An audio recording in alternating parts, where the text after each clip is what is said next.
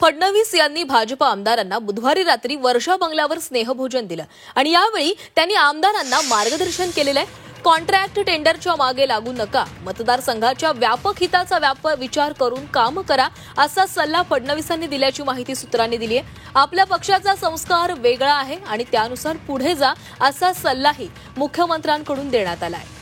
Fake narrative तयार करायच्या आधीच सरकारच्या आणि पक्षाच्या बाजूने नरेटिव्ह आपल्याला तयार करता आलं पाहिजे, असं मुख्यमंत्री म्हणालेले। आमदार निधीचा योग्य वापर करा, राज्यासमोर आर्थिक अडचणी काही महिने नक्कीच आहेत, पण त्याचा फटका विकास कामांना बसणार नाही याची काळजी घेतली जाईल, असंही मुख्यमंत्र्यांनी म्हटल्याचं सूत्रांकडून कळतंय। सोशल मीडियावर व्यक्त होण्याचा सल्लाही फडणवीसांकडून देण्यात आला आहे। फडणवीसांनी काय सूचना दिल्यात पाहूयात। कॉन्ट्रॅक्ट आणि टेंडरच्या मागे लागू नका, व्यापक हिताचा विचार करून काम करा,